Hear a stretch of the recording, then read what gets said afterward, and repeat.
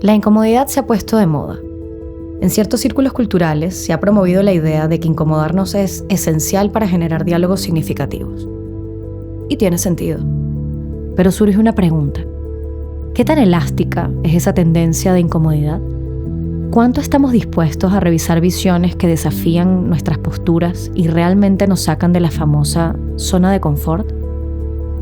Venezuela se ha convertido en un tema incómodo en el ámbito global, especialmente en el debate tradicional sobre izquierdas y derechas. Es una cuestión que muchos describen como compleja, una etiqueta que, aunque puede ser precisa, también sirve a veces como refugio para evitar confrontar la realidad. Esa especie de limbo permite a algunos esquivar la responsabilidad de entender y asumir lo que implica hablar de mi país en toda su complejidad. Este episodio puede ser incómodo, y puede serlo porque invita a enfrentar los desafíos narrativos y emocionales que surgen al tratar la situación de Venezuela. Para muchas personas, pensar en Venezuela puede detonar una variedad de imágenes que representan tanto su presente como su pasado. Desde Maduro con su característico bigote hasta imágenes de conflicto, crisis y hambre. ¡No queremos nada de Maduro! ¿Hasta cuándo es la sufridera por todo? Y ellos no quieren entender porque ellos también están pasando trabajo. O quizá no, quizá tu mente te lleve a pensar en algo como esto.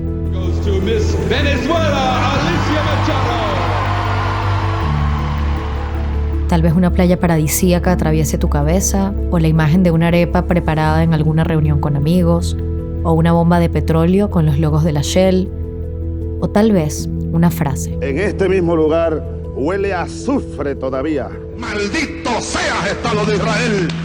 ¡Maldito sea! Y aquí nos vamos a detener. Momentos como estos han servido para moldear una percepción distorsionada de Venezuela, especialmente en relación al proyecto de Hugo Chávez. Lo que decía, contra quienes se enfrentaba y en nombre de qué ideales finalmente concentró el poder. Ideales que muchas personas podemos compartir, que defendemos y que pueden ser parte central de nuestra identidad. El riesgo está cuando la defensa de una idea nos ciega ante los hechos. Ajá, ese coño de madre que de allá de metido, bien esponchado, bien gordo, como un cochino. Y uno aquí pasando hambre, qué arrecho. Y es así como en momentos de tensión como los actuales, con la toma de posesión de Nicolás Maduro el pasado 10 de enero, sin haber publicado los resultados electorales y con una acusación de fraude, y donde el ataque sistemático a la voluntad de la población y a los disidentes está a la vista de todos.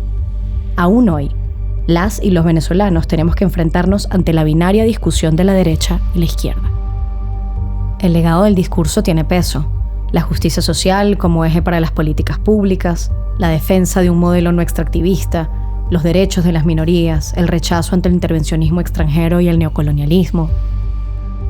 Hablamos con Damián Alifa, sociólogo venezolano. Hay gobiernos, partidos y movimientos que pueden llegar a sentir cierta nostalgia o solidaridad con el gobierno venezolano, bien sea porque lo que significó Chávez para una izquierda que venía del gran fracaso que fue la caída del muro de Berlín, que se veía sin alternativas, y bueno, lo que significó la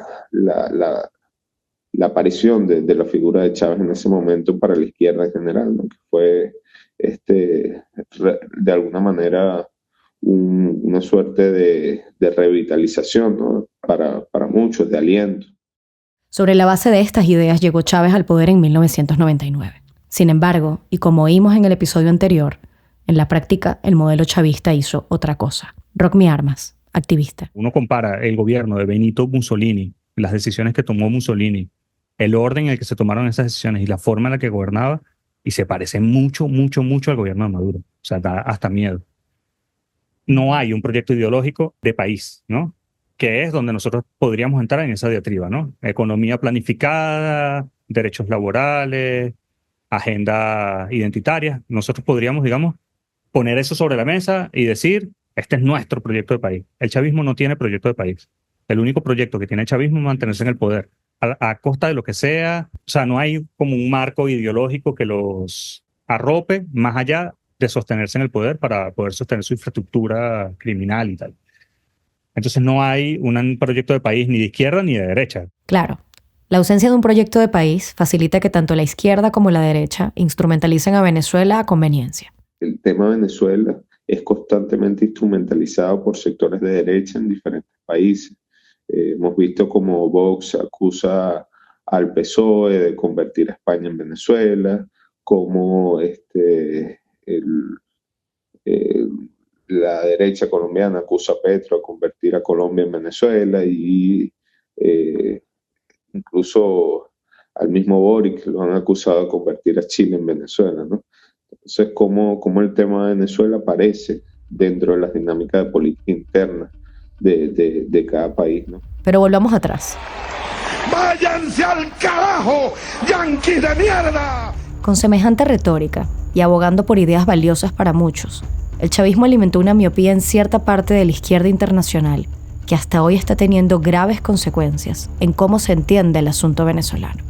Al aferrarse a un discurso antiimperialista con foco en los Estados Unidos, mientras Venezuela fue el segundo proveedor de petróleo a este país en 2024 y se ignora la presencia de los imperios ruso y chino, el gobierno de Maduro logra desviar la atención de su propia agenda opresiva. El Partido Comunista de Venezuela se dirige al pueblo venezolano con motivo de cumplirse un año de la nefasta sentencia número 1160 del Tribunal Supremo de Justicia, que despojó a la legítima militancia de nuestra organización de su personalidad jurídica y secuestró nuestra tarjeta electoral. Una agenda en la que el Partido Comunista de Venezuela está intervenido por el gobierno. Una agenda que no ha impedido la devastación de territorios indígenas por la minería ilegal. Una agenda que en su fachada anti-yanqui no ha dejado de mantener relaciones comerciales con los Estados Unidos ni una sola vez. Parece que una buena retórica lo logra todo. Para mí, una tarea que pendiente es que la izquierda sea como mucho más tajante y mucho más radical en su rechazo en deslindarse por completo cualquier cosa que tenga que ver con Maduro. En su libro El Estado Mágico, Naturaleza, Dinero y Modernidad en Venezuela, el sociólogo Fernando Coronil analiza cómo el Estado venezolano instrumentalizó narrativas como la justicia social y la equidad para consolidarse en el poder. Este mecanismo le ha permitido al gobierno crear una ilusión de transformación social y redistribución que en la práctica no ha sido sostenible ni realmente equitativa. Y aquí el gobierno en algún momento, cuando salió lo del arco minero del Orinoco, que es una devastación absoluta del sur del país, le dio luz verde a muchas organizaciones ambientalistas para que pudieran trabajar en el país y para que pudieran recibir fondos, a cambio de su silencio. Y eso generó una división en un espacio que nunca se había dividido y ellos supieron cómo meterse ahí para generar como esa fractura. Se apropian de un discurso, y espero que no lo vaya a hacer en otros países como Colombia o México, el discurso de la justicia, del acceso a los recursos, de la repartición de la renta. Solamente se apropian de ese discurso en la palabra, ¿no? Pero además eso genera una contradicción en los demás. Ellos invierten tiempo en generar esas contradicciones, en imponer unas narrativas, y luego nosotros estamos gastando mucho tiempo en resolver una contradicción que no es nuestra. Tiempo. Es interesante verlo así porque no es un accidente. Autores como Noam Chomsky han abordado este tipo de procesos. Se trata de estrategias de desgaste diseñadas desde el poder para crear grietas en el tejido social, arrinconarnos en modelos binarios y diluir nuestra atención de asuntos centrales. Como por ejemplo, llamar las cosas por su nombre. Como somos muy de pasar la página, aquí en Venezuela, pareciera que nos da como pavor ponerle un nombre y un coto a las cosas. Esto es una dictadura caótica, hay que tipificarlo, hay que enmarcarlo, para nosotros poder empezar como a entender cómo trabajar con eso. Si no lo nombramos, entonces vamos a estar como en esta cosa incómoda, ambigua, en la que estamos perdiendo un montón de energía y tiempo. Y lo que pasó este año creo que es importante de cara a ponerle nombre, porque hasta ahora pareciera que al chavismo le había estado saliendo muy bien jugar como este papel de yo soy minoría ideológica, soy la víctima, los grandes medios están en mi contra. Ese papel pareciera que le había salido como muy bien. Y además eso, como agarras y te apropias como de unas narrativas y bueno, le mentas la madre a Israel y te montas ahí y la gente les creía. Entonces lo bueno de ahora es como que la gente ya no les cree. Así como en el norte tienen una agenda de colonización, nosotros tenemos una agenda de liberación. Y la agenda nos la escribió Simón Bolívar. Está pendiente la libertad de Puerto Rico y la lograremos, Brennan, con las tropas de Brasil. Para el modelo autoritario de Nicolás Maduro, toda causa y toda narrativa es útil siempre y cuando les ayude a mantenerse en el poder. Dirigir congresos antifascistas mientras persiguen disidentes políticos y cierran medios de comunicación, hablar de comunas solidarias mientras los alimentos subsidiados por el Estado son parte de una red de corrupción, gritar «Viva Palestina libre» mientras detienen y torturan adolescentes, y dar discursos sobre la defensa del territorio mientras cometen un ecocidio. Y esta no es una estrategia solo del chavismo. A mí lo que me da miedo es que en unos años estemos todos, digamos, luchando contra nuestras contradicciones, mientras estos tipos se están apoderando del planeta entero. Si hay que agarrar y sentarlos y decirle, esto se llama así, y tiene estas características, y es violento, y es asesino, y es machista, y nos está pasando por encima, y está acabando con el país, y está acabando con la región. Además, porque no es un problema solo de Venezuela. Petro en Colombia, también lo es Milei en Argentina, y lo es Bolsonaro en Brasil. Saben cómo utilizar el discurso para poner a pelear a la sociedad entre ellos, para ellos poder capitalizar eso. Damián Alifa otra vez. Más allá de estas maniobras comunicativas, hay una realidad, ¿no? Que es una poderosa narrativa que se muestra en millones de migrantes venezolanos, que se muestra todos los días en las noticias, en testimonio de torturados, y bueno, en el gran testimonio, en el gran relato que supone unas elecciones presidenciales donde votaron millones de venezolanos, donde no pudieron votar otros millones de venezolanos en el exterior, pero cuyo resultado fue secuestrado, ¿no? por el gobierno. Entonces, bueno, Venezuela se encuentra con esa poderosa realidad, ¿no? Con esa poderosa pared de realidad que enfrenta a la izquierda y que la obliga a poner en debate. Hace una semana un nuevo capítulo se empezó a escribir en la historia de Venezuela. Uno que exige llamar las cosas por su nombre. Golpe de Estado. A pesar de la ya evidente victoria de Edmundo González Urrutia en las elecciones presidenciales del 28 de julio, Nicolás Maduro se proclamó como presidente el pasado 10 de enero sin las actas electorales. Es decir, sin mostrar pruebas para desmentir las acusaciones de fraude.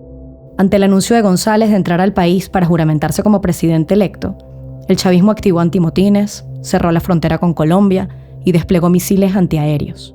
Mientras tanto, dos presidentes acompañaron a Maduro, Miguel Díaz-Canel de Cuba y Daniel Ortega de Nicaragua. Las calles estaban desiertas y el discurso, a puerta cerrada y rodeado de la cúpula, fue el esperado. El pueblo de Venezuela le ganó al imperialismo y a su diplomacia de engaño y no saben cómo vengarse ahora. El contraste con el día anterior era evidente. La líder opositora María Corina Machado, junto al comando que representa a Edmundo González, convocaron a manifestarse en las calles. Y a pesar de todas las persecuciones y represión, las personas salieron a reiterar la defensa de quienes eligieron como presidente casi 6 meses antes. Hoy, 10 de enero, Maduro consolida un golpe de Estado.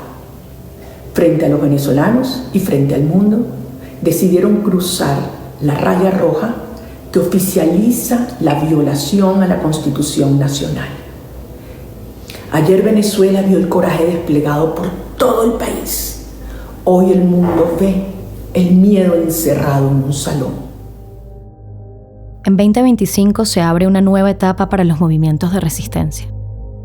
Años de crisis, lucha y errores de los distintos liderazgos políticos han permeado en el carácter de las y los venezolanos, quienes no son ajenos a las agendas geopolíticas que se cruzan en relación a su país.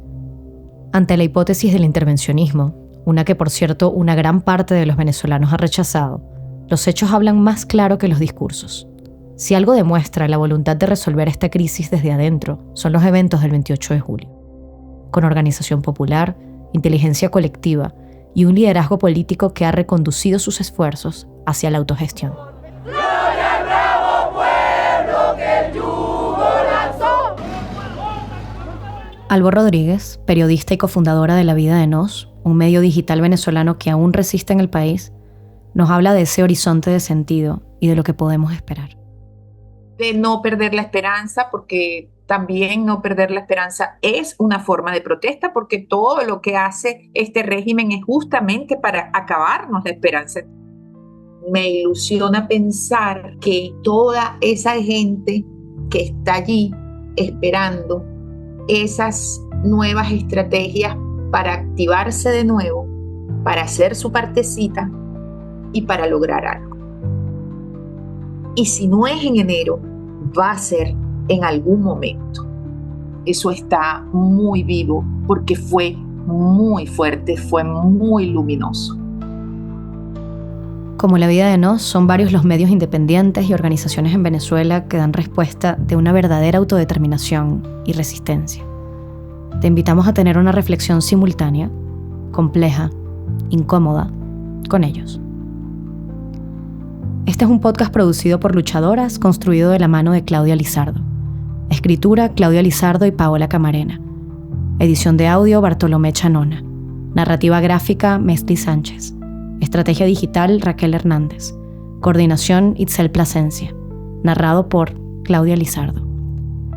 Para informarte sobre lo que pasa en Venezuela, puedes seguir a El Pitazo, Crónica 1, Efecto Cocuyo, La Vida de Nos, El Bus TV, Provea, El Foro Penal, Espacio Público y muchos más.